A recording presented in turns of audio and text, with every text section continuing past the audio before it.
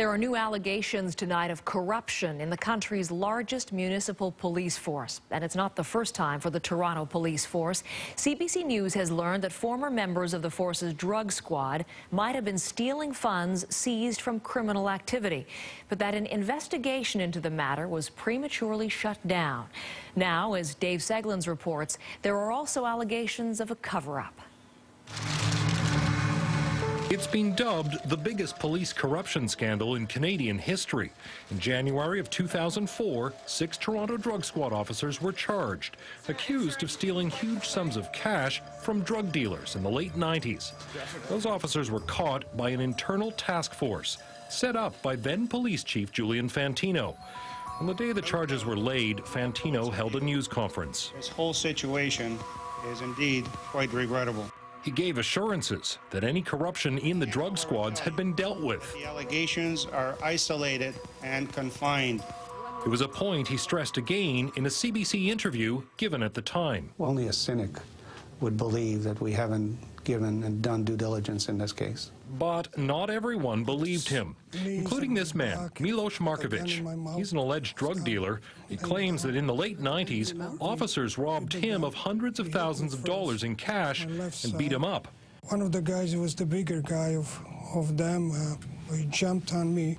And Markovic claims that the officers involved weren't the ones charged in that internal investigation.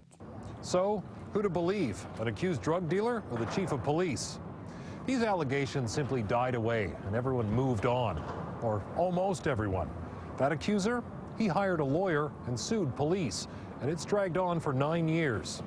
This year, some dramatic developments. The police were forced to cough up hundreds of pages of documents, and they shed new light on the old allegation that there were more dirty cops than Fantino led us to believe. Markovic's lawyer is Julian Faulkner. He says it took an order from a judge to get these documents. What did you find? We argued in court that there was an element of deliberate concealment of the true nature of the problems they found in the drug squads. The documents show that internal investigation in 2001 did flag problems with other officers. In the documents, they're called Team 2, led by Detective Danny Ross and his right-hand man, Mike Abbott. Incredibly, the documents show as early as 1999, officials in the Department of Justice had concerns about Team 2, and they threw out nearly a dozen of the officers' cases with no public explanation. Why would they do that? Well, we put that to Arun Maney, a former federal Crown attorney who wasn't involved in those cases.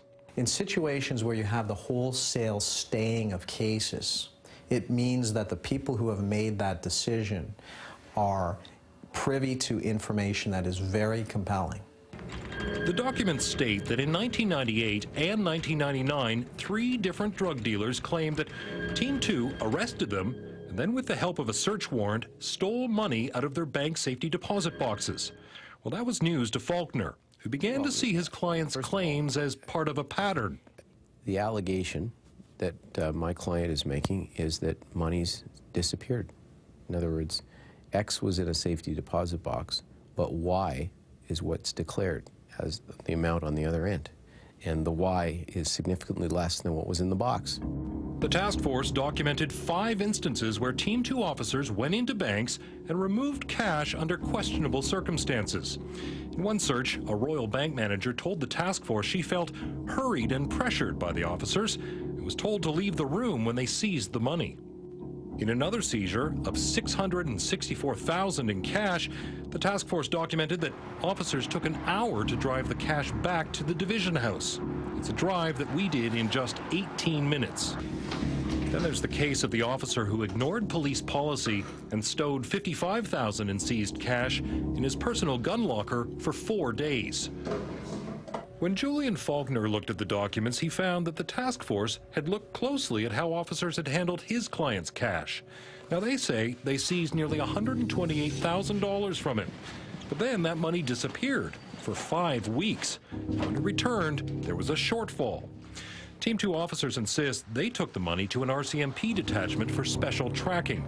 But according to the task force documents, the RCMP could find no record of their visit. So, in your mind, how odd were those patterns of behavior? They scream out for an explanation. But no explanation in the documents, just a final conclusion in 2002, formally stating that Team 2's work was sloppy at best and a hair's width away from being criminal. But did Police Chief Fantino know about these conclusions? In a confidential briefing to Chief Fantino dated May 2002, it clearly states there is very good reason to suspect someone on that team is a thief.